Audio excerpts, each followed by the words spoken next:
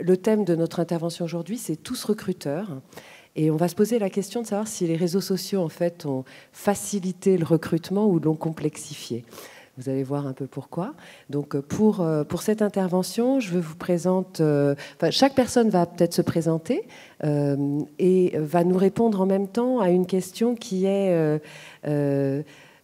alors, tous recruteurs, les réseaux sociaux ont-ils réellement facilité le recrutement ? Donc ça va être la première question que je vais vous poser, mais si vous pouvez vous présenter et puis répondre en même temps à cette question. Juste une petite précision, n'hésitez pas à lever la main si vous voulez nous poser des questions, que ça peut être très interactif, il n'y a aucun problème. Ah bah oui, Yuri. Donc le côté tous recruteurs, je réponds oui. Le côté facilitateur, non, dans le sens où forcément on rajoute des canaux, des intervenants, et donc comme il est bon de centraliser aussi le savoir et la connaissance, c'est pas toujours évident. Et on reviendra, je pense, dans la deuxième partie sur les effets de bord que ça peut avoir et sur un peu les best practices, ce qu'il faut faire ou ne pas faire peut-être à l'arrière. Bonjour, je suis Nathalie Chou, en charge des ressources humaines pour une société de services et de conseil en informatique qu'on appelle aujourd'hui entreprise de services du numérique. J'ai bien entendu en charge la partie recrutement, et c'est pour ça qu'Iman m'a invitée aujourd'hui, mais également la marque employeur. Donc pour répondre à la question qui est posée aujourd'hui, ou en tout cas celle qu'on peut se poser, je dirais comme Yuri que oui, effectivement, les réseaux sociaux sont apparus comme des outils de recrutement à part entière, n'ayant assez largement pris le pas sur les job boards, qui avaient eux-mêmes pris le pas sur les annonceurs papier dans les années 90-2000. En revanche, le réseau social, ou en tout cas les réseaux sociaux, sont aussi... à notre sens, à nous, présente des risques de déperdition et puis de fuite d'informations ou de mauvaises informations qui peuvent nuire à la marque employeur. Donc nous, avant de recruter sur les réseaux sociaux, on pense qu'il vaut mieux, ou en tout cas qu'il est important de travailler plutôt sur la marque employeur que comme un outil pur de recrutement. Bonjour, moi je suis Emmanuelle Hippo et je suis DRH d'une agence marketing digital du groupe Publicis. Alors, moi aussi, je m'occupe entre autres du recrutement. Et pour répondre à la question d'Iman, tous recruteurs, oui. oui. Alors, je ne dirais pas un mais, je dirais en revanche, effectivement, il faut une stratégie pour utiliser les réseaux sociaux. Ça, c'est impératif. C'est-à-dire qu'on peut tous utiliser des réseaux sociaux, et les gens comme nous qui avons ces fonctions dans l'entreprise, et les collaborateurs, et les gens sur le marché, les talents sur le marché. Donc voilà, il faut quand même avoir une vraie stratégie de déploiement, de recrutement avec les réseaux sociaux. Donc je détaillerai un petit peu aussi après ce sujet. Cyril Bladier. Jusque la génération Y appelle un slasher, ça veut dire que je suis prof en école de commerce, consultant, directeur d'agence, conférencier, blogueur, écrivain, je fais pas mal de choses. Et aujourd'hui, on a décidé avec Iman et l'équipe qui est sur scène aujourd'hui, que j'allais prendre plutôt le côté candidat, puisque j'interviens beaucoup en cabinet de placement cadre et dirigeant, en école de commerce et également auprès des associations d'anciens des Parisiennes. Premier point, je dirais, c'est que les réseaux sociaux, c'est pas une stratégie, c'est pas une fin en soi, c'est un outil, c'est un canal de communication, donc ne pas se tromper de débat. Moi, pour reprendre la marque employeur, je pense que les réseaux sociaux sont pas une fin en soi, mais c'est un moyen de la véhiculer, de la faire connaître. L'aspect positif des réseaux sociaux, c'est que c'est un potentiel de visibilité et de notoriété qui est extraordinaire. Moi, j'ai créé ma structure il y a 3 ans, excusez-moi. Je fonctionne uniquement en appel entrant de grandes sociétés du CAC, grandes marques internationales. Il est clair que sans ces outils, jamais j'aurais eu de contact avec ces sociétés-là. Donc c'est extrêmement intéressant en termes de visibilité. Maintenant, il est clair que du côté RH, ça complexifie les choses parce que c'est des nouveaux outils avec des nouvelles approches. Et du côté candidat, c'est aussi beaucoup de stress parce que Les quadras, quinquas et plus n'ont pas été élevés avec ces outils, n'ont pas appris ces outils à l'école, se retrouvent avec des réseaux sociaux professionnels, personnels, qui sont là et avec lesquels il faut faire. Ils n'ont pas tellement chaud aujourd'hui, donc ils y vont un peu contraints et forcés, et c'est aussi pour eux, même si c'est une opportunité de visibilité extraordinaire, c'est aussi pour eux du stress. Quelle image je renvoie? Comprendre que mon profil Viadeo ou LinkedIn n'est pas mon CV, c'est quelque chose qui est différent. Je suis beaucoup plus transparent sur ces outils, et ça, si ça complexifie la vie du recruteur, ça complexifie aussi beaucoup la vie du candidat, qu'il soit en poste ou qu'il soit en transition. Bonjour, donc, je m'appelle David Bernard, donc, je suis psychologue du travail de formation et donc, j'ai créé 2 sociétés, donc, une première en sortant de la fac qui s'appelle Assess First, donc, on est plutôt spécialisé sur la partie évaluation, donc on a des outils d'évaluation qu'on met à disposition des recruteurs qui leur permettent d'évaluer, on va dire, les talents des candidats dans le cadre du recrutement. Également, j'ai créé une société il y a beaucoup plus récemment, qui s'appelle Pole Bench, et dont je suis le directeur général, et qui est spécialisé sur l'évaluation, cette fois-ci, de la satisfaction et de l'engagement des candidats. C'est-à-dire que ce sont des solutions qui sont utilisées par les entreprises pour prendre une mesure de la qualité de l'expérience candidat. C'est-à-dire que sur les réseaux sociaux, on va pouvoir faire un gros travail, notamment concernant la marque employeur, donc on va communiquer beaucoup de choses, mais à un moment donné, il peut y avoir un décrochement entre l'expérience du candidat avant qu'il n'appuie en gros sur le bouton candidater et le moment où il va ressortir avec une réponse soit positive, soit négative. Donc je pense que ça peut être une chance, les réseaux sociaux, bien évidemment, mais en effet, il y aura peut-être certaines précautions, certaines choses auxquelles il faudra veiller, et surtout en particulier donc la cohérence, cette fameuse cohérence entre ce qui m'est vendu, ce qui m'est promis sur les réseaux et ce que je vis. Donc ce que je vis, bien évidemment avec les RH que je vais rencontrer, mais également avec les managers opérationnels qui sont aussi amenés à me faire passer des entretiens. Voilà. Merci. Bonjour à tous, je suis Inde Pagani, je suis directrice de la stratégie digitale de Pernod, dans le groupe Pernod Ricard. Et si tu m'as invité, Iman, c'est sans doute pour parler de ce qu'on est en train de faire dans le groupe, dans un projet très ambitieux de transformation digitale de la société, et témoigner sur la façon dont le digital peut accompagner l'ensemble des activités, des métiers, des services d'une entreprise. Comment est-ce qu'on peut mettre le digital au cœur de tout, en particulier pour le recrutement, pour développer l'image de l'entreprise sur les réseaux sociaux. Alors les réseaux sociaux, on y est très présent, on y est présent à travers nos marques et on a un enjeu de présence et de visibilité très fort puisque c'est là que nos consommateurs se trouvent, c'est là que les gens sont.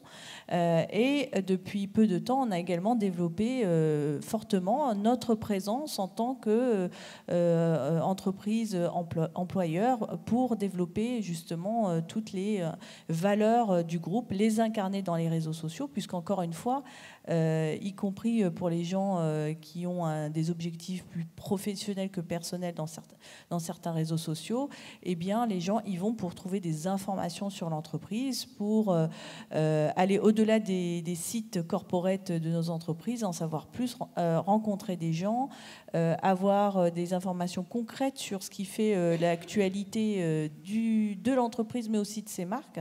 Donc, il y a un enjeu fort de développement de l'image des sociétés sur les réseaux et évidemment un enjeu de recrutement puisqu'on est en permanence à la recherche de nouveaux talents et que dans nos métiers digitaux, certes, mais de plus en plus sur le marketing, la communication, l'IT, c'est via les réseaux sociaux, en particulier un certain nombre de ces réseaux, mais on y reviendra sans doute, Iman, qu'on trouve les talents d'aujourd'hui. En charge des ressources humaines également. Et pareil, je ne vais pas répéter ce qui a été dit, effectivement, les réseaux sociaux contribuent énormément à la diffusion de nos marques et nous avons travaillé dernièrement pour augmenter notre visibilité en tant que marque employeur sur ces réseaux sociaux. En revanche, en termes de recrutement, moi je suis assez sceptique et je dirais que il y a réseaux sociaux et réseaux sociaux. Les réseaux sociaux, on va dire, de loisirs d'un côté, où là, il faut être extrêmement vigilant où l'information circule à une vitesse dingue et que nous ne contrôlons pas, et les réseaux sociaux professionnels, là, qui me semblent beaucoup plus intéressants en termes de recrutement, et c'est plutôt sur cette deuxième catégorie de réseaux que j'ai axé, moi, personnellement, notre politique de diffusion de la marque employeur. Donc, en gros, oui, avec un gros mais. Heureusement qu'il est là. Alors, moi, je suis Iman Benaoun, pour ceux qui ne me connaissent pas, et je co-dirige un cabinet de recrutement qui s'appelle Aravati, qui est spécialisé sur le recrutement des talents digitaux. Ça nous a obligés, nous, à être assez en avance sur les réseaux sociaux, parce que les premiers candidats qu'on a trouvés sur les réseaux sociaux étaient des gens qui étaient plutôt, entre guillemets, geeks ou sur les métiers de com, de marketing. En tout cas, les talents de l'Internet ont été très vite sur les LinkedIn, les Viadeo, les Facebook, un peu tous azimuts d'ailleurs au début, à tel point que je racontais ça quand j'ai contacté Viadeo la première fois pour leur demander ce qu'on pouvait faire ensemble en matière de recrutement. Ils m'envoyaient promener en me disant que c'était pas un job board, c'était un réseau social et que leur vocation, c'était pas de s'ouvrir à des recruteurs. Après, ils ont monté une équipe commerciale qui est venue me voir gentiment et on a pu travailler ensemble. Mais le début des réseaux sociaux n'a pas été, sur les réseaux sociaux professionnels, forcément axé sur le recrutement. En revanche, notre expérience à nous au cabinet, c'est de dire les réseaux sociaux, c'est super, ça permet d'identifier des talents assez vite, de manière nominative, c'est-à-dire qu'on se pose la question de savoir qui dans telle boîte occupe tel poste.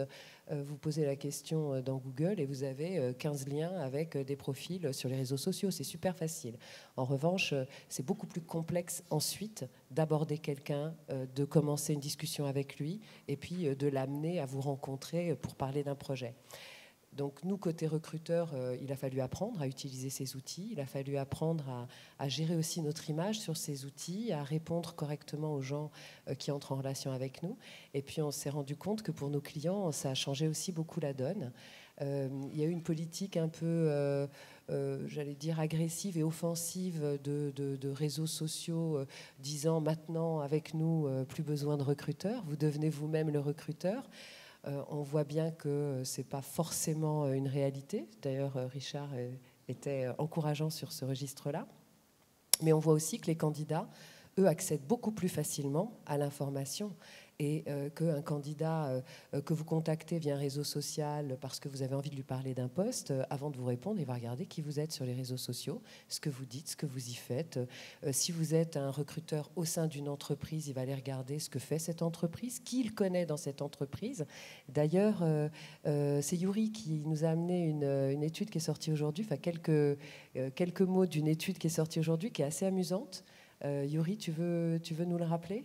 Et bon, ce qu'on se rend compte, c'est que les réseaux sociaux, notamment professionnels, le premier objectif, c'est la première motivation d'inscription, c'est la recherche d'emploi. Mais une fois qu'ils se sont inscrits, la première action, donc pour 35% d'entre eux, c'est la collecte d'infos sur les employeurs potentiels. Donc quand on parle d'image employeur, et on va y revenir sur ce qu'on peut faire ou pas faire, on se rend bien compte que les candidats utilisent les réseaux essentiels, en premier lieu en tout cas, pour se renseigner. Arrive très rapidement le fait de se rendre visible, de l'employabilité et de mettre son CV en ligne. Et ensuite, après, le dépôt de candidature. Donc, tout à fait, les chiffres sont assez parlants. Donc voilà, les candidats, on peut se renseigner sur nous, les identifier, voir un peu ce qu'ils ont fait, qu'ils connaissent. Eux vont aussi regarder qui leur parle, qui s'adresse à eux.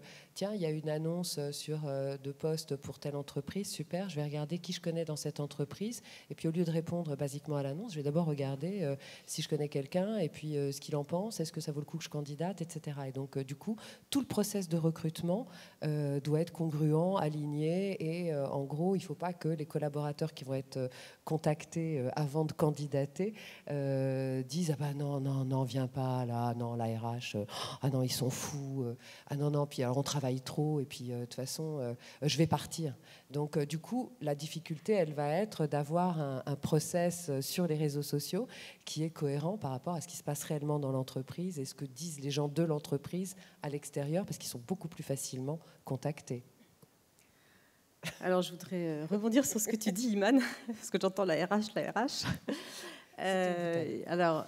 Justement, si on parle concrètement de l'utilisation des réseaux, Quand on dit tous recruteurs, ce qui est intéressant, c'est effectivement d'avoir une position, une vision de l'entreprise sur l'utilisation et la stratégie d'utilisation de ces réseaux. Et en fait, ces réseaux, pour moi, c'est vraiment autant de réseaux, autant de communautés. Ce qui fait que la RH, elle est là pour organiser, orchestrer tout ça, mais en réalité, qui est-ce qui fait le recrutement? Ce sont les réseaux et ce sont les communautés.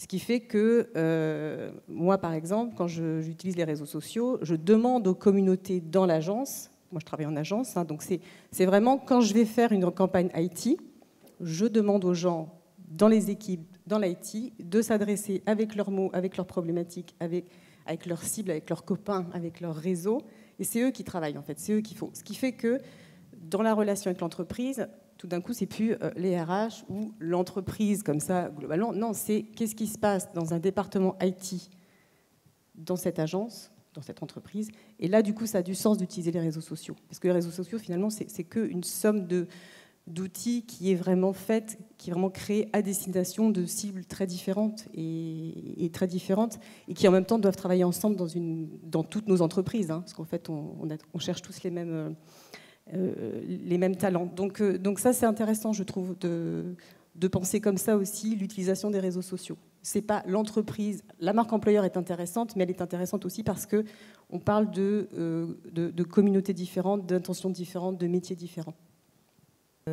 Nous recrutions un social media manager et puis donc via les réseaux sociaux, nous identifions un certain nombre de candidats. On reçoit ces candidats, on choisit un finaliste.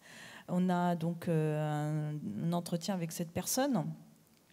Ça se passe très bien. Et puis, 3 jours plus tard, j'apprends que cette personne était allée le soir prendre un verre avec quelqu'un dans mon équipe qu'il avait contacté directement pour avoir la vue d'un collaborateur dans l'équipe Inside. Et donc, très naturellement, ces 2 personnes se sont vues, sont allées prendre un verre, discuter, et voilà. Donc, le candidat a fait son choix en fonction de ce qu'on lui avait raconté, de l'échange qui s'était passé pendant l'entretien, mais également directement en allant contacter quelqu'un qui était déjà dans l'équipe. Alors ça, c'est très intéressant parce que ça va tout à fait dans le sens de ce que tu disais, Emmanuel, et toi aussi, Iman, c'est que les réseaux sociaux, ça crée de l'interactivité à tous les niveaux, ça aplanit complètement les organisations, et ça invite à beaucoup de transparence, d'honnêteté, et d'où toutes ces questions autour de l'image de la marque employeur, parce que on peut pas, il faut être très vrai, sinon ça se sait tout de suite. Évidemment, je partage ce point de vue. En revanche, dans un environnement très concurrentiel, tel que les médias, par exemple, dans lequel j'évolue depuis un certain moment, on oublie que qui dit recrutement via les réseaux sociaux dit abstraction totale de toute confidentialité.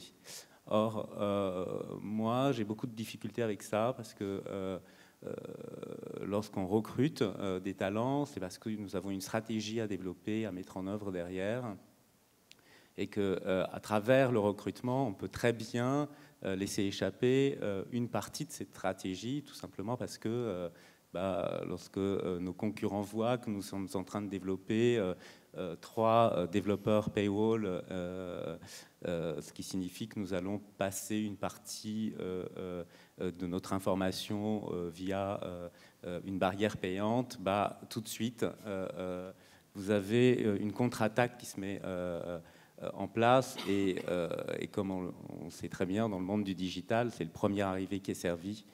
Et donc, du coup, je suis extrêmement vigilant lorsque je diffuse une information en termes de recrutement via le canal que je vais utiliser pour ce recrutement. Donc, je reste un peu traditionnel du coup à ce moment-là, et je confie ça à des cabinets. La bonne vieille méthode la chasse confidentielle. La chasse confidentielle, certes, qui après, dans laquelle il va falloir construire une relation de transparence, d'honnêteté, etc., mais qui ne va pas se faire de manière spontanée. Est-ce que vous avez des réactions, des questions par rapport à ça? Non, on est bien, on dit tout bien, donc pas de questions. Alors, nous, on avait... Nathalie, elle utilise... Il y a un gros sujet hein, quand on parle de réseaux sociaux, de recrutement en ligne, etc. C'est Facebook. Alors d'ailleurs, tout le monde se pose la question de ce que les recruteurs font avec Facebook. Hein. Est-ce qu'on va voir qui boit pas, qui sort avec qui, à quelle heure, comment? C'est pas vrai, on s'en fiche. En revanche, il y a une vraie question, c'est est-ce qu'on recrute avec Facebook? Et toi, Nathalie, oui. Je pour crois nous, que la réponse tu es la seule oui. hein, de l'Assemblée. En fait, on s'est aperçu que pour l'instant, et il semblerait que ça évolue, pour l'instant, dans les grands réseaux sociaux connus et classiques comme Viadeo, LinkedIn et Facebook, et je parle que de ceux-là parce que ce sont ceux qui sont le plus attachés à un profil personnel. Je ne parle pas des Twitter ou d'autres réseaux de communication, mais les réseaux plus sociaux, on s'était rendu compte que, alors pour schématiser, Viadeo et LinkedIn, c'était plus les seniors au début, et puis Facebook avait plus une population de jeunes. Nous, on recrute deux types de population, effectivement, les jeunes et puis les seniors.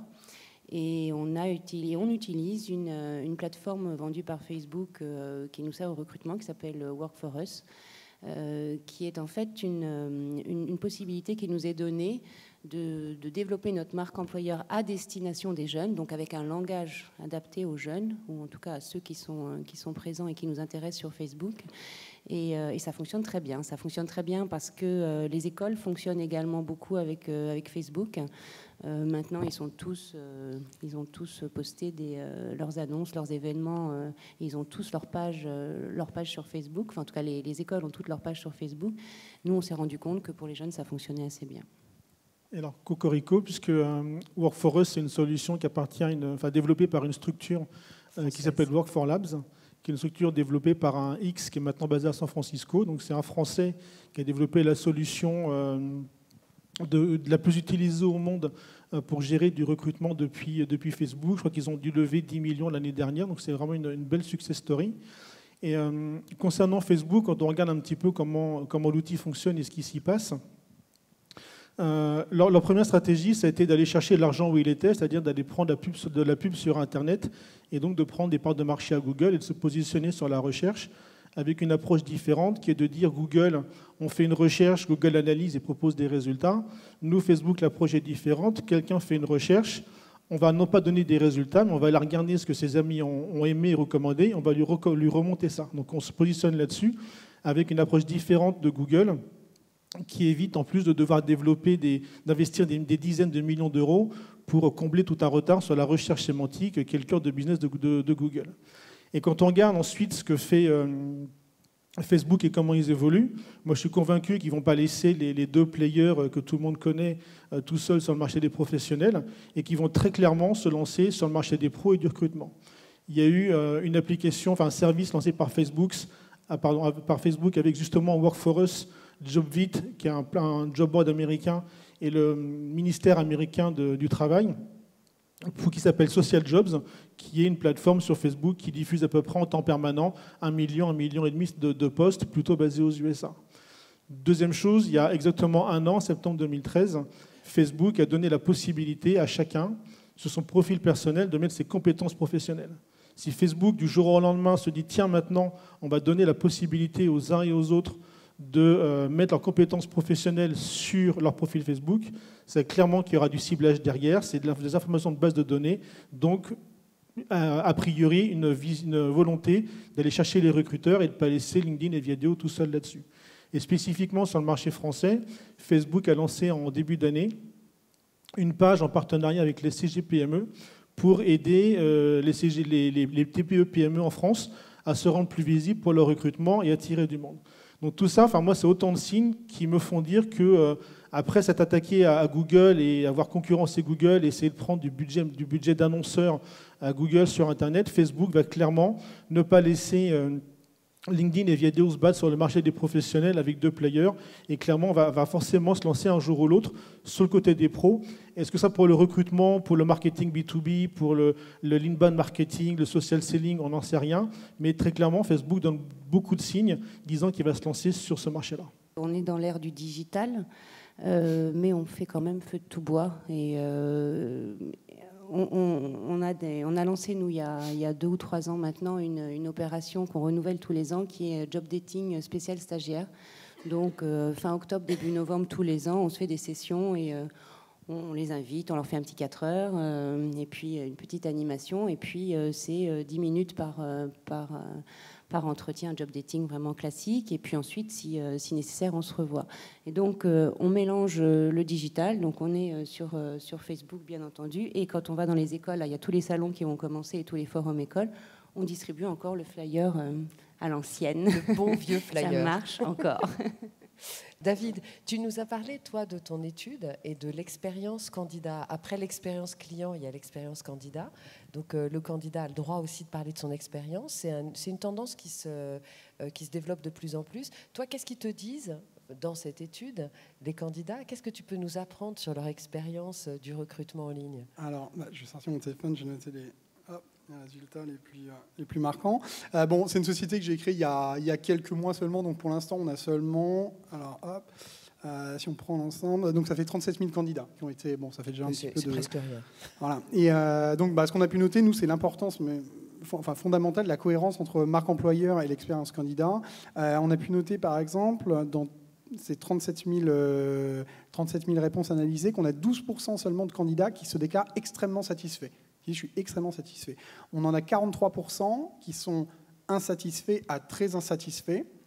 Et 80% des très insatisfaits, donc là on prend que ceux qui sont vraiment pas du tout satisfaits, ce sont les personnes pour lesquelles il y avait le décalage le plus gros perçu entre le message qui était véhiculé sur les réseaux sociaux et l'expérience qu'ils ont eue concrètement, soit dans le bureau du recruteur, soit dans le bureau du manager opérationnel au moment où ils ont eu un entretien.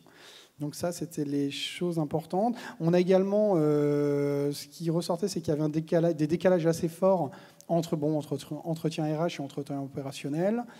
Et surtout, la satisfaction du candidat, c'est-à-dire la qualité de l'expérience du candidat, elle va déterminer jusqu'à 30% du choix que le candidat va faire de rejoindre tel ou tel employeur. Si on a la possibilité, enfin voilà, c'est des termes stats, d'étudier la variance qu'il y a derrière le choix d'un candidat, eh bien, la qualité de son expérience, eh bien, elle est déterminée à 30% par... le choix qu'il va faire de rejoindre tel ou tel employeur va être déterminé à 30% par sa satisfaction pendant le process de recrutement et également par la cohérence entre ce qu'il a vécu avant d'arriver dans l'entreprise et au moment où il passe dans l'entreprise. Challenge, hein. C'est bien, ça nous fait du boulot encore. Super.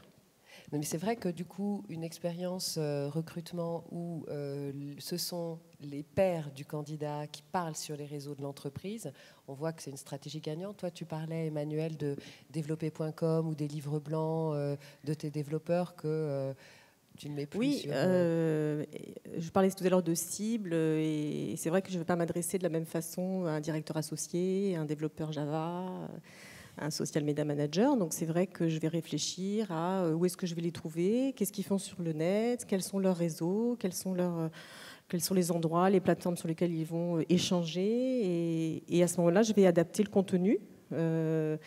Voilà, contenu bannière, contenu livre blanc technique, beaucoup, contenu d'experts. Voilà, donc oui, c'est important et ça, je le fais pas moi, parce que moi, en tant qu'RH, évidemment, je peux pas le faire. Donc, en fait, ce que je fais, c'est que je fais des groupes de travail en interne, en disant voilà, on a une campagne à mener, on a la vision, hein, c'est ce que vous disiez tout à l'heure, combien de personnes, quels sont les nouveaux métiers, quelles sont les nouvelles offres, les nouvelles compétences, vers où on veut aller, comment on veut transformer le business. Et à ce moment-là, on se réunit et un groupe de travail vraiment travaille concrètement à aller chercher ses pairs sur le marché et à le faire venir. Du coup, évidemment, le décalage entre la promesse marque employeur et ce qui va se passer dans l'entreprise se réduit considérablement, voilà, si on arrive à bien le faire. Et nous, on est très vigilants par rapport à ça. Et on va même jusqu'à faire les entretiens avec les opérationnels des équipes qui recrutent. Hein, voilà. Donc du coup, là, effectivement, on essaye de vraiment matcher au poste, à la compétence. Parce que, évidemment, sur le marché, il y a beaucoup de pénuries, c'est les mêmes partout. Est-ce que je vais aller chez un annonceur? Est-ce que je vais aller dans une agence? Est-ce que je vais aller chez un éditeur? Voilà, à poste équivalent, effectivement, qu'est-ce que je vais chercher? Où est-ce que je vais aller? Je vais aller là où je me sens, voilà, évidemment, le mieux d'un point de vue professionnel. Donc là, voilà. Alors moi sur le côté confidentialité, oui, ça existe. Alors je continue de travailler avec des cabinets sur des postes très spécifiques sur lesquels je n'ai pas forcément envie de communiquer le fait que je cherche. Parce qu'effectivement, il peut y avoir des enjeux très importants. Donc le cabinet, effectivement, continue de faire partie de ma stratégie de recrutement. Mais voilà, j'ai des cabinets, j'ai des plateformes, j'ai des réseaux, j'ai des job dating, j'ai des écoles. Enfin voilà, j'ai tout un panel qui va répondre à un certain nombre de... Mais du coup, t'es recruteur, t'es responsable du recrutement, t'es chargé de recrutement. Leur métier a considérablement évolué. Moi, je dis qu'il s'est complexifié. Alors voilà, ouais, c'était un peu le mot qu'on a utilisé un peu en début de séance. C'est vrai que les métiers du recrutement changent, hein, bien entendu, entre les sourceurs. Bon, moi, j'envisage beaucoup le recrutement aujourd'hui vraiment comme du marketing. Hein, donc, je fais ça, c'est vraiment le TRM, hein, le Talent Management. Donc il faut effectivement que les sourceurs soient différents, que les sourceurs sachent très bien utiliser les réseaux sociaux, qui sont très nombreux. Hein, donc voilà, que ensuite quand ça rentre dans les viviers, dans les ATS, qu'on sache aussi se servir des ATS, qu'on sache vraiment. ATS, tu peux. Ah oui, les ATS, c'est les viviers. Hein, c'est un mot barbare. Les outils de gestion. Les outils de gestion, voilà, parce que en fait tout ça, l'idée, c'est effectivement de connaître les talents du marché, pour les recruter aujourd'hui si j'ai un poste, mais demain, si le poste est pour demain.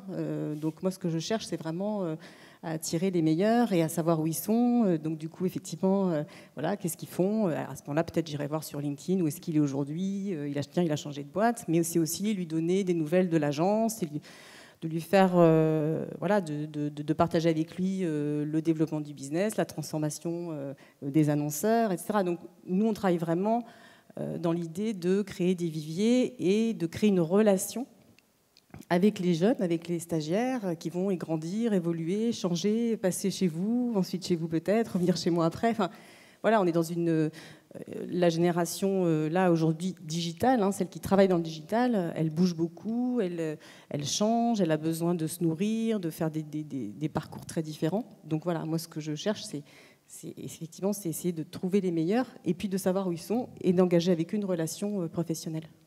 C'est que Excusez-moi, je crois qu'il y a madame qui voulait me poser une question. Je dis Michel Joliette, sur Bonne Nouvelle, je suis responsable d'un master en e-learning qui se propose de travailler sur tous les métiers de l'Internet en France et à l'étranger. C'est un master à distance et qui propose aussi de l'alternance, y compris de l'alternance à distance.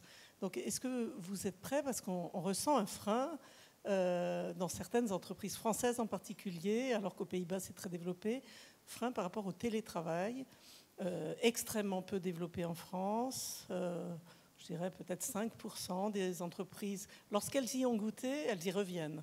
Mais au démarrage, c'est très très dur pour nous d'essayer de les convaincre. Donc, avez-vous réfléchi à cet aspect?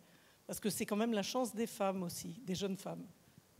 Effectivement, face à l'érosion de nos ventes papier et la transformation des métiers, et pour accompagner cette mutation, justement, j'ai introduit tout un volet sur le télétravail qui consiste à réfléchir tout d'abord à l'identité du journaliste de demain et sa façon de travailler. Donc du coup, je pense qu'un tiers de l'effectif peut parfaitement travailler à distance.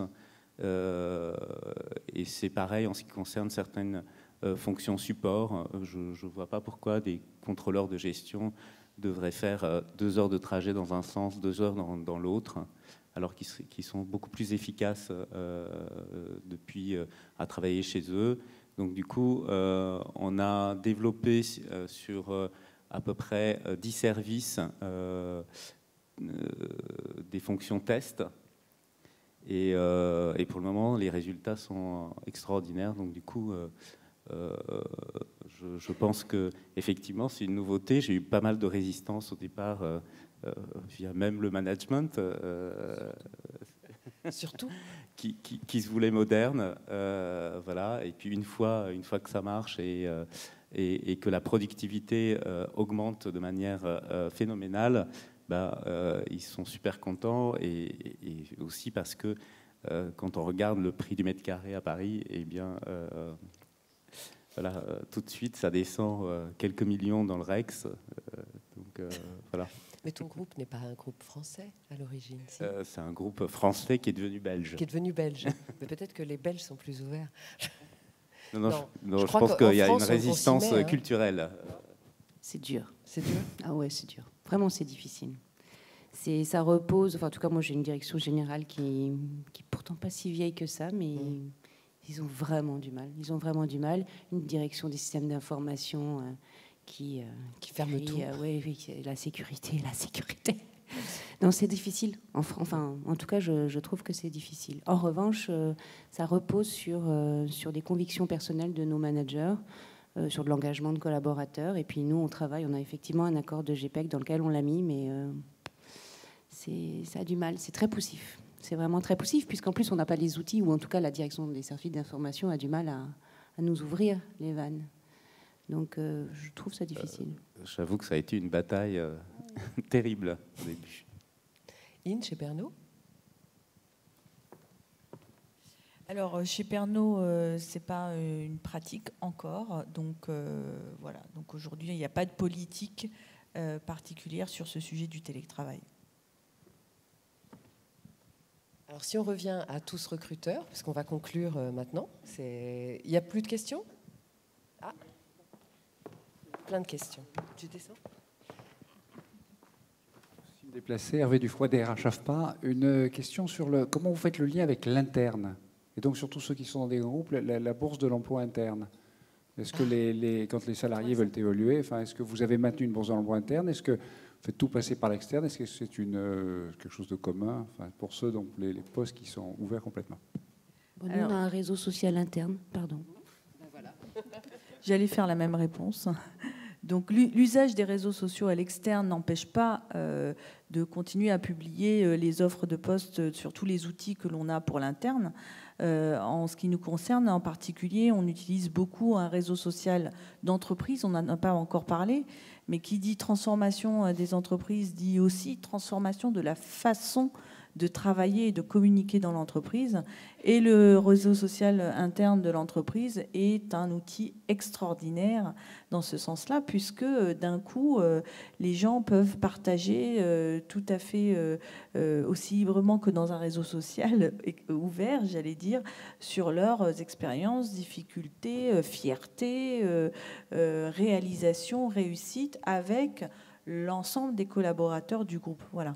Et ça permet, les réseaux sociaux, notre réseau social interne chez Pernod Ricard nous permet évidemment d'identifier, soit dit en passant, des influenceurs qui sont à tous les niveaux de l'entreprise et qui ne sont pas forcément des managers. Dans le réseau social d'entreprise, il n'y a pas de hiérarchie. Donc l'influenceur, c'est celui qui est actif, c'est celui qui poste du contenu intéressant, qui est liké par les autres, commenté, qui apporte de la valeur. Et c'est aussi une façon finalement d'identifier des talents et donc de favoriser les mobilités. Donc les gens s'expriment assez librement, même très librement, sur un réseau social d'entreprise interne. Bonsoir, Bastien Martin, je suis le directeur général d'une société qui s'appelle Solium. Vous avez beaucoup tous parlé de talent, de recherche de talent. Ce qu'on peut constater aussi, c'est le turnover. Et il y a un point qu'on n'a pas évoqué, c'est tout ce qui est lié à la rémunération et aux avantages. Donc on parle beaucoup des comp and ben, mais de se dire en quelle mesure, moi c'est à titre personnel un des premiers exercices que j'ai fait, de regarder sur un site qui s'appelle Glassdoor, des comparaisons de salaires en fonction des profils, en fonction des postes, en fonction des secteurs. Et au-delà des salaires, tout ce qui va être lié aux stock options, aux agas, et d'avoir une participation dans la société.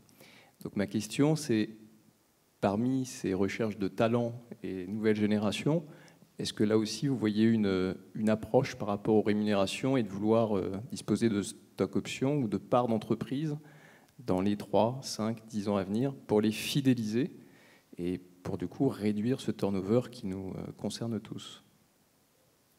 Moi j'ai un début de réponse. Après, elle ne va peut-être pas vous plaire, mais hier, oui, C'est-à-dire qu'il y a quelques années, on pouvait attirer des talents venant de grandes entreprises pour les emmener dans des start-up, et ils étaient séduits par l'idée de pouvoir accéder, entre guillemets, d'une manière ou d'une autre à une partie du capital et une rémunération de leur travail différente. Et donc, on pouvait les attirer avec cette promesse-là et cette envie-là. Depuis 2009, 2010, ça n'est plus un sujet. C'est-à-dire que c'est plus une question qu'on me pose, moi, en entretien, quand je chasse des candidats. On ne me dit pas, oui, et alors, participation au capital de l'entreprise, d'une manière ou d'une autre, BSCE, etc., BSCPE, ou je ne sais pas quoi. C'est fini. C'est plus une question. Quand on l'aborde, pourquoi pas, mais ça ne permettra pas de faire une négociation du salaire à la baisse. C'est mon sentiment. Maintenant... Et puis, peut-être aussi un mot sur le fait que ces outils-là, nous les avions développés il y a un moment, et puis bon, après, tout dépend aussi de la performance de l'entreprise, mais aujourd'hui c'est un échec compte tenu de la fiscalité qui sont sur ces outils, c'est-à-dire que en définitive, ça revient même à donner l'équivalent, la pression sociale sur ces outils de rémunération sont du même ordre qu'une augmentation. Donc du coup, on s'embête plus, en quelque sorte, à essayer de trouver des mots compliqués pour, en définitive, vont nous coûter la même somme qu'une augmentation classique distribuée via la performance d'un salarié ou encore lors d'un package que nous pourrions offrir au démarrage. Je pense qu'en plus, il y a un vrai changement depuis 2011 sur quels sont les avantages sociaux de l'entreprise qui constituent un levier en tous les cas de recrutement plutôt que les stock options qui d'abord ne valent rien, voilà, et puis en plus fiscalement sont une catastrophe. Donc, ça a été la grande désillusion quand même. Enfin, bah oui, en plus plus personne avoir n'y été croit, introduit, enfin avoir fait une introduction en bourse en 2000, mais vraiment, j'ai honte moi, à la limite. Hein. Il y a une autre réponse, et après on termine. Il y a une autre réponse qui est je ne vois plus de candidats bloqués dans leur poste actuel. C'est-à-dire quand on les chasse, ils sont en poste, ils ont souvent des stocks, etc. Ça ne les empêche plus de partir. C'est-à-dire que j'ai plus de candidats qui me disent ah non, moi je suis loqué jusque 2 ans encore ou dans 1 an. Non, c'est quoi? Ils nous demandent même plus de le compenser en termes de welcome. À une époque, il fallait faire des welcome bonus parce qu'ils allaient perdre s'ils partaient avant la fin. Là, c'est terminé. C'est vraiment, je pense, c'est dommage, mais c'est plus un sujet. C'est plus ce qui fait venir les gens ou les retient. Ouais. Alors, moi, je rajouterais peut-être que ça dépend aussi des gens qu'on recrute. Peut-être que pour des commerciaux, des gens dans le marketing, voilà, ils sont peut-être plus enclins, ou ils étaient peut-être plus enclins à demander ce genre de choses. Moi, mes problématiques aujourd'hui, c'est l'IT, et dans l'IT, personne ne me demande ce genre de choses. En revanche, effectivement, ils demandent beaucoup. Voilà, je viens, le social, c'est quoi? Le package social, c'est très important. Voilà, et pourtant, ils sont très chers aussi. Donc, je veux dire, ils peuvent être même beaucoup plus chers qu'un marketeur. Donc voilà, et il n'y a pas que. Hein, il y a le social aujourd'hui, il y a tous ces nouveaux métiers qui arrivent. Le digital, c'est maintenant mature. Il y a beaucoup de métiers, beaucoup de gens. Le turnover, en fait, les gens, quand ils partent, ils vont dans une autre structure. Donc, en fait, voilà, ils partent, ils sont chassés, très bien. Ils sont petits, ils grandissent, ils évoluent, etc. Donc, le turnover, c'est aussi, on pourrait en parler très longtemps, c'est pas mal structurel au digital aujourd'hui, mais ce que je veux dire, c'est que voilà, qu'il y a plein de métiers et c'est plus tellement ça. Maintenant, c'est vraiment tout est digital, je veux dire. Donc pourquoi plus aujourd'hui, pourquoi plus là qu'ailleurs, en fait. Voilà. On a beaucoup débordé. Il y avait une question encore ? Alors, Régis Delaunay-Belleville, chargé de relations entreprises à Pôle emploi. Moi, j'avais une question parce que il y a une idée que je vois. Alors, est-ce que c'est de l'intox ou pas? Que maintenant, certains algorithmes, avec le big data, feraient mieux que l'humain et seraient plus à même de déterminer quels sont les bons candidats. Super. Alors, attendez. Non, mais c'est juste, je veux avoir votre sentiment. Sachant que moi, j'ai déjà entendu cette musique sur l'économie où les ordinateurs allaient nous montrer comment l'économie allait rouler. On a vu le résultat. Donc, je voulais avoir votre réaction de professionnel, parce que c'est une idée que je vois passer de temps en temps maintenant qu'il y a des robots Alors, vous savez comment ça fait. Pour influencer les gens, on passe bien sûr toujours par le cerveau. Et j'entends des gens me dire ça parfois. Ouais, mais si on mettait des big data, ils n'ont pas de sensation, il n'y a pas l'émotionnel, donc ils choisissent mieux. Moi, ça me choque, je voulais avoir votre sentiment. Alors, ce qu'il faut savoir, en fait, je peux vous en parler parce que on est un petit peu les spécialistes du recrutement prédictif justement chez Assess First, et on accompagne justement les entreprises dans la mise en place de solutions qui s'appuient sur le big data, et bien pour aider justement ces entreprises à réaliser de meilleurs recrutements. Après, je pense que c'est important de bien comprendre de quoi on parle quand on parle d'approche big data et de recrutement prédictif. L'idée, c'est pas du tout de déshumaniser la fonction recrutement ou transformer les recruteurs en presse-bouton qui enverraient des tests, des évaluations, qui récupéreraient des données de Viadeo, LinkedIn ou autre, qui compulseraient tout ça. En fait, il faut bien se poser la question de aujourd'hui, comment sont prises les décisions dans le cadre de la présélection, par exemple.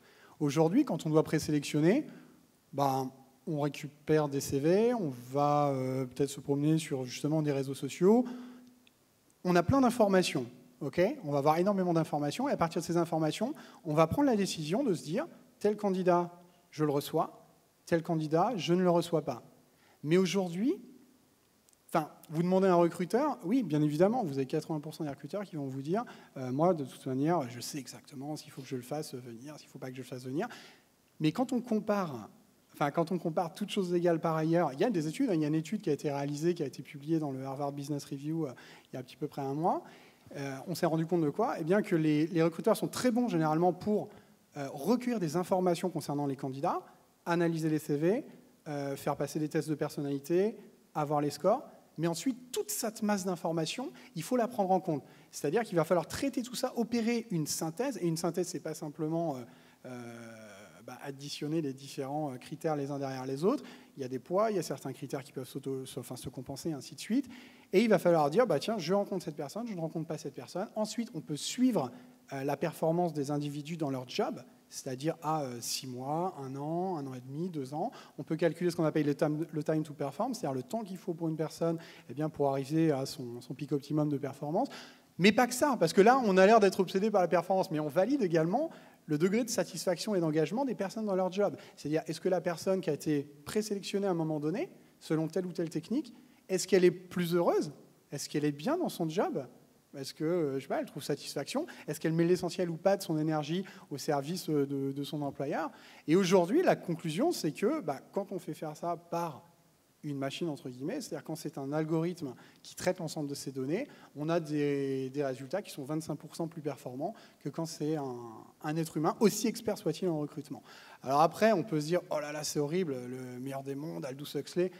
En fait, non, il faut prendre conscience, je pense, c'est important de toute l'opportunité que ça représente. C'est-à-dire que, bien évidemment, on va peut-être voir moins de candidats, mais en tout cas, l'objectif, c'est quoi? C'est de faire en sorte que le recruteur voit peut-être moins de candidats, mais plus de candidats qui ont véritablement le profil pour réussir, mais rappelons-nous aussi, pour être satisfait, pour être heureux dans le job. Donc ça, c'est la première chose. Je vois moins de candidats grâce à ces systèmes, mais en même temps, j'aurai peut-être plus de temps de qualité à passer avec ces personnes. Enfin, voilà. Alors, si je puis me permettre, d'où la nécessité de bien soigner son profil sur les réseaux sociaux. Absolument. Et d'ailleurs, ce qui est intéressant, c'est que quand on met en place cette approche big data, et qui peut aussi utiliser des informations issues des réseaux sociaux, ce qui est intéressant, c'est qu'après, quand vous dites, quand vous ne le dites pas d'ailleurs, ce sont les analyses des data scientists qui arrivent à ces conclusions, on se dit, tiens, on a le profil idéal des personnes qui ont tendance à performer 37% plus que les autres, qui ont tendance à rester 25% plus de temps dans la structure. Ça vous permet aussi d'orienter le discours que vous allez avoir pour, d'une part, être sûr d'attirer les bons candidats, entre guillemets, sur les réseaux sociaux, mais également faire en sorte peut-être entre guillemets, faire en sorte de décourager aussi les candidats dont vous savez de toute manière que statistiquement, il y a très peu de chances à la fois pour qu'ils réussissent et pour qu'ils s'épanouissent. Alors je sais que parfois on peut se dire, oui, mais il y a bien, est-ce que votre algorithme il va identifier ce candidat-là qui est la perle rare, qui va être, qui est complètement atypique? Réponse, non, bien évidemment que non. Mais bien évidemment que non, on ne pourrait pas le voir. Après, ça, ce sont des systèmes qui marchent très très bien lorsqu'on recrute de très larges populations, par exemple des commerciaux, des personnes en centre d'appel, et ainsi de suite, quoi. Voilà. Moi, j'ai une autre réponse. Il y a un algorithme développé par les réseaux sociaux professionnels qui permettent d'afficher l'offre d'emploi du recruteur sur, soi-disant, les profils des gens qui correspondent le mieux. C'est-à-dire qu'il y a une rubrique offre d'emploi sur LinkedIn ou sur Viadeo où vous, candidat, vous pouvez trouver les annonces. En revanche, en principe, l'annonce va s'afficher sur votre profil si vous correspondez au profil recherché. Donc, vous allez la voir sur votre tableau de bord quand vous vous loguez. C'est un bel algorithme. Je fais confiance aux développeurs, à la R&D de Viadeo et de LinkedIn pour travailler de manière extrêmement sérieuse. Ça me fait toujours marrer. C'est-à-dire que, clairement, le type d'offres de poste qui s'affichent sur mon profil me feront toujours sourire. C'est-à-dire que, ou alors j'ai très très mal décrit mon profil, ou alors l'algorithme, c'est pas infaillible. Et donc moi, je crois que l'intervention humaine dans le recrutement et la relation, un recrutement, c'est une relation, c'est créer une relation, même si elle est courte quand on est un intermédiaire et plus longue avec une entreprise. Et une relation, c'est tout sauf une machine. C'est mon sentiment. Après, peut-être que je me trompe. Et l'intuition dans le recrutement, c'est encore quelque chose qui nous émerveille tous les jours. On va conclure parce que je crois qu'il y a des gens qui interviennent derrière et c'est pas très sympa de bloquer la salle. Merci à vous et en espérant avoir répondu à vos attentes. Au revoir.